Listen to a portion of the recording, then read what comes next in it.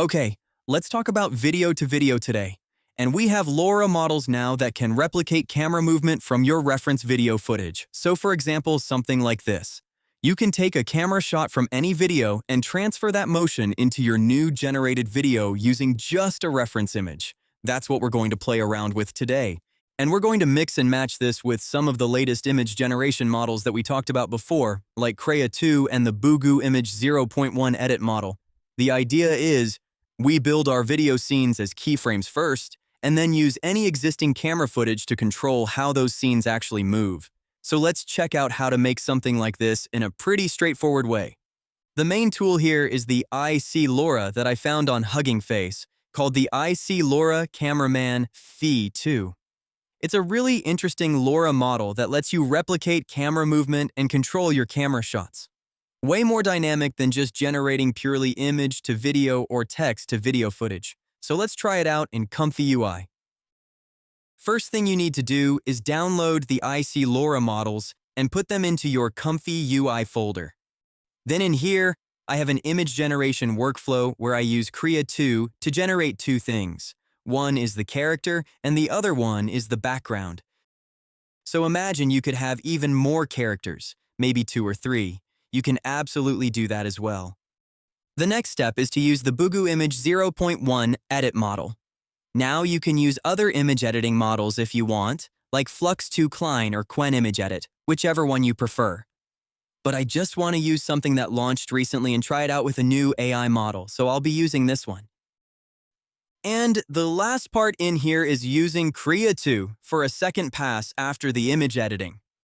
Because a lot of the time, the image editing models will lose some details, the textures like the road or concrete walls. So I generate this example first, try it out to play around with. In this case, I have a motorbike with a rider on a stormy highway, so it's really easy to do camera motions for demo purposes using this kind of combination. The next step is going to be the motorbike driving on the highway with lots of camera shots using video to video. And we're using the LTX Video 2.3 IC-LoRA Cameraman model to handle all the camera motions with this footage.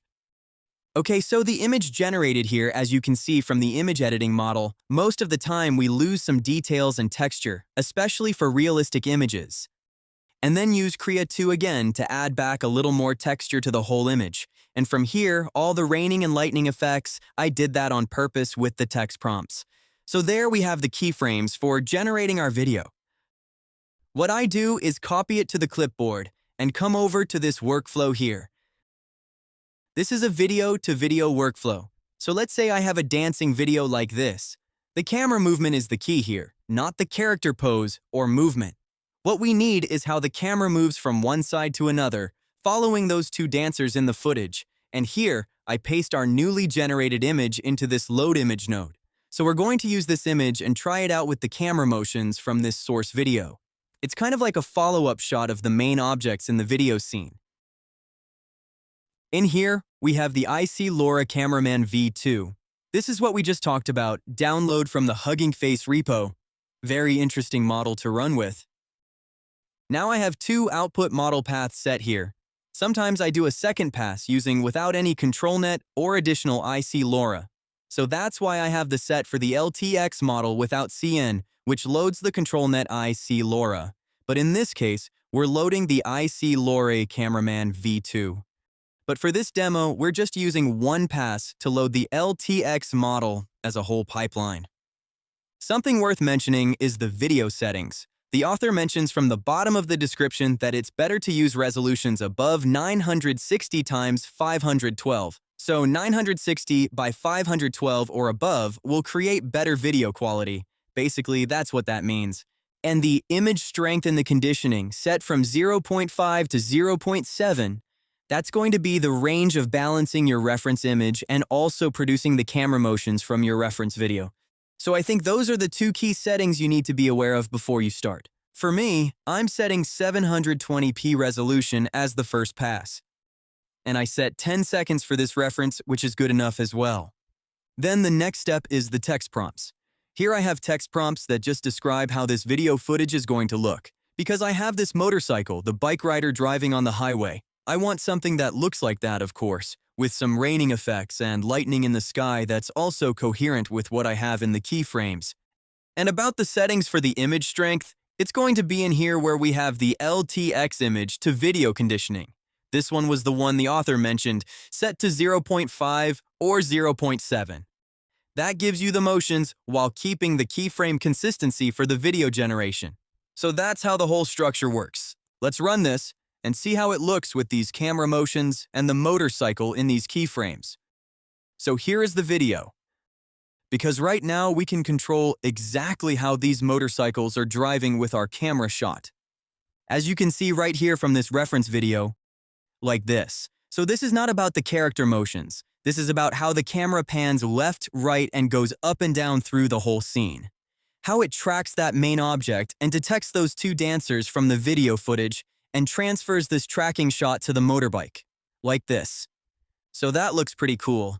You can think of using this to create image to video, but then this is not actually image to video because you're using a video as a reference for your camera movement. Because usually we have to write long text prompts to generate stuff in LTX, and you have to describe a lot of things to mention how your camera moves and how the character or objects are going to act in the video. I also tried this with other footage as a video reference. This one tracks the whole camera steady on the front of the motorbike throughout the entire 10 seconds, like this. Another one uses a similar video footage, tracking the whole scene all the way to the 9-second mark here. And then another one I tried previously, without as much video length, 7 seconds only, but you can see the tracking from this view of the motorbike at the end goes to another side of the motorbike like this. So there's a lot of combinations to play around with. Even with one set of keyframes, you get different varieties of videos. So let's say before I created some dynamic camera motion scenes, another example here. I'm using this footage that I generated before with a car, and now I'm using this spaceship with this city. This image I generated previously using this workflow, here we got something like this, generating these scenes for the footage. So once I have this as keyframes and I paste that in here, that's how I got these images for another new video. And if we put it side by side, you can see the motions, how the cameras are actually working. So although there's no objects from the beginning of the reference video, we have the spaceship as the reference video. It doesn't matter because this one is just using for the camera motions, how the camera motions pan up and down in the environment of the city. That's what the LoRA model takes care of. And how the angles bend at the end, like this one, is also mimicking how that sports car cuts the line, moving left and right. So yeah, this is pretty cool. You can use some existing video as a camera concept and bring that to new footage like this. Check it out if you need some camera motions that you want exactly how the camera moves. You can even record your own video motions and put something like this together. I'll see you on the next one.